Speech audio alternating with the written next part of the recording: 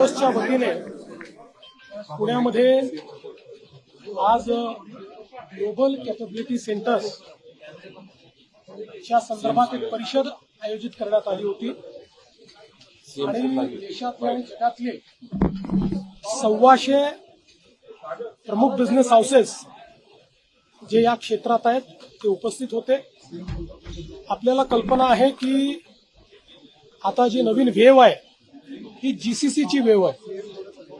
GCC ही हाय paid employment आहे, ती outsourcing नाहीये आणि त्याच्यामुळे जीसीसी मुळे मोठ्या प्रमाणात अर्थव्यवस्था बदलते आहे आणि मला आनंद आहे की देशामध्ये जीसीसी इकोसिस्टीम मध्ये पुणे आता खूप पुढे आलेला आहे। मागच्या वर्षी एकूण जीसीसी स्पेसेस मध्ये पुणे दुसऱ्या क्रमांकावर होतं, यावर्षी कदाचित ते पहिल्या क्रमांकावर येईल। आपला प्रयत्न आहे की महाराष्ट्रामध्ये पुणे, मुंबई, नवी मुंबई, नाशिक, छत्रपती संभाजीनगर आणि नागपूर अशा सगळ्या शहरांमध्ये ही जीसीसीची इकोसिस्टीम तयार करायची आहे। त्याच दृष्टीने ही जी परिषद झाली त्याच्यामध्ये आज दिवसभर महाराष्ट्राची पॉलिसी, त्यांना अपेक्षित असलेल्या गोष्टी, या सगळ्या गोष्टींवर चर्चा झाली आहे।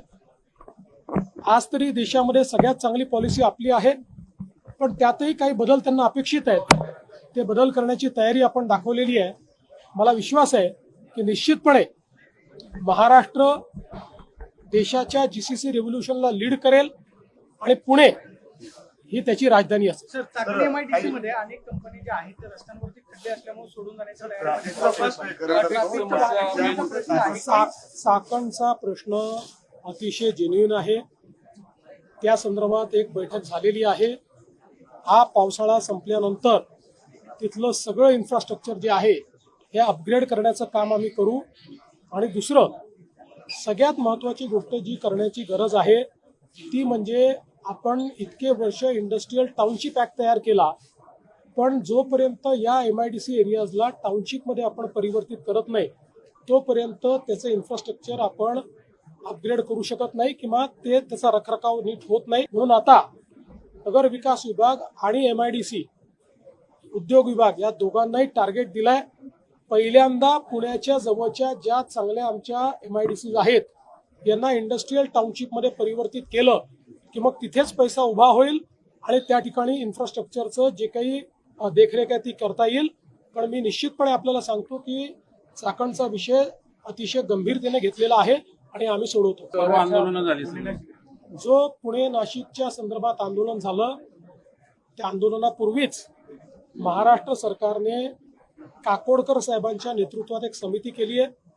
केंद्र सरकारनेही त्यांचे जे मेंबर इन्फ्रास्ट्रक्चर आहेत रेल्वे बोर्डाचे त्यांना त्या कमिटीचा मेंबर केलेला आहे। या कमिटीला जे काम दिलं गेलं आहे, ही जी काही 40 देशाची ऑब्झर्वेटरी आहे, या ऑब्झर्वेटरीमधनं ही रेल्वेची लाईन जाते, तर त्यातनं मार्ग काढून कशा पद्धतीनं ऑब्झर्वेटरीलाही अडचण होणार नाही आणि रेल्वेचा मार्ग जाऊ शकेल अशा पद्धतीनं त्यांना त्याचा अभ्यास करायला सांगितलंय। मला विश्वास आहे की काही ना काही त्यातनं मार्ग निघेल।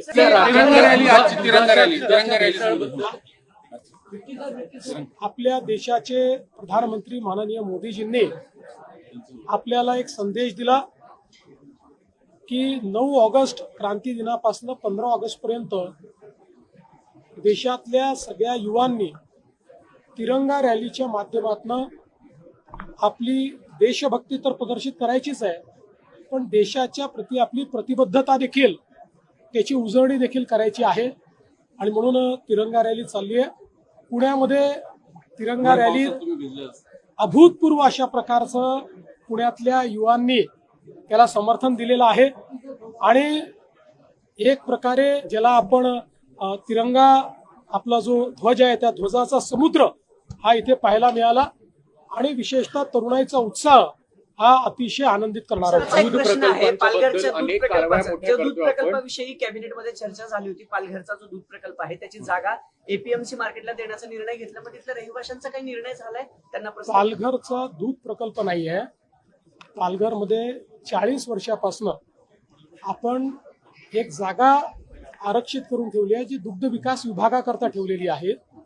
परंतु आता दुग्ध विकास विभागाला ती जागा नको असल्यामुळे त्या ठिकाणी इंडस्ट्रीला ती जागा द्यावी असा निर्णय आपण घेतलेला आहे. ही सगळी जागा ॲक्वायर्ड लँड, त्याचे त्यावेळी पूर्ण पैसे दिलेले आहेत.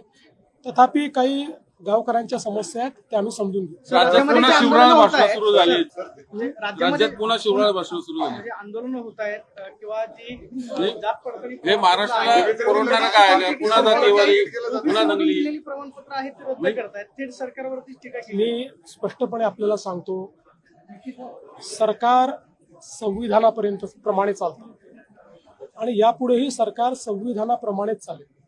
सरकार दबावाने चालत नाही आणि नियमबाह्य चालत नाही. मात्र सरकार सगळ्यांचं ऐकून घेतं. सगळ्यांचं ऐकून घेणं ही सरकारची जबाबदारी असते.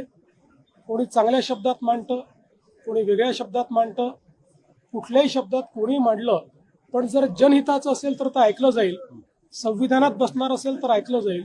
संविधानात बसणार नसेल तर ऐकलं जाणार ऍक्शन नाही. होणार का त्या भाषेवर? असं आहे, अगदी स्पष्टपणे तुम्हाला सांगायचं झालं ते काय पहिल्यांदा आहे का? म्हणजे चाललंच आहे. आमचं लक्ष समाजाकडे आणि मराठा समाजाकरता आमच्या सरकारने जे केलं ते इतर कुठल्याही सरकारने केलं नाही.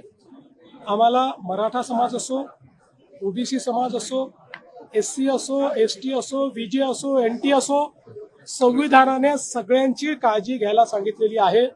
हे सरकार सगळ्यांची काळजी घेईल, सगळ्यांना न्याय देईल. एकाचं ओरबाडून दुसऱ्याला, दुसऱ्याचं ओरबाडून याला असं हे सरकार करणार नाही. सगळ्यांची काळजी आम्ही घेऊ, आजपर्यंत घेतलीच आहे आणि पुढेही आम्ही घेणार. बावनकुळेंवरती जे आरोप होत आहेत की थेट बावनकुळेंनी रद्द करायला सांगितलं, अशा पद्धतीने सांगितलं जातं. मंत्र्यांवरती अशा बावनकुळे सारख्या वरिष्ठ मंत्र्यांना ही भाषा वापरली जाणे हे महाराष्ट्राला शोभतं का?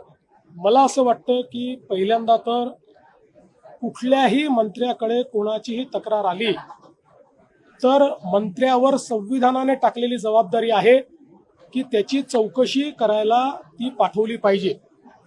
त्याप्रमाणे आलेली प्रत्येक निवेदन हे त्या त्या विभागाला पाठवलं जातं. अशाच पद्धतीचं आलेलं निवेदन हे विभागाला गेलेलं आहे. त्या निवेदनामुळे विभाग कुठला निर्णय करत नाही. विभाग पुराव्यांच्या आधारावर करतो. त्या ठिकाणी जी कमिटी आहे ही कमिटी सरकारला बांधील नाही, ती सरकारला रिपोर्ट देखील करत नाही.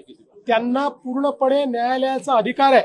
त्या अधिकारात त्यांनी घेतलेला निर्णय, त्या निर्णयापासून कोणी जर दुखी झालं असेल तर मागच्याच महिन्यात आपलं जे सेशन झालं त्या अधिवेशनामध्ये आपण ॲपिलेट ऑथॉरिटी तयार केलेली आहे. ते ॲपिलेट ऑथॉरिटीकडे जाऊ शकतात. पण केवळ एखादा मंत्री ओबीसी आहे म्हणून त्याला अशा पद्धतीनं टार्गेट करणं हे योग्य नाही. हे महाराष्ट्राला शोभणारं नाही, हे कोणालाही आवडणार नाही. आणि माझं तरी मत आहे की बावनकुळेंनी कुठलंही इंटेन्शनल या ठिकाणी याचं रद्द करा, याला द्या असं केले नाही. मंत्री म्हणून जे कर्तव्य होतं ते केलेलं आहे.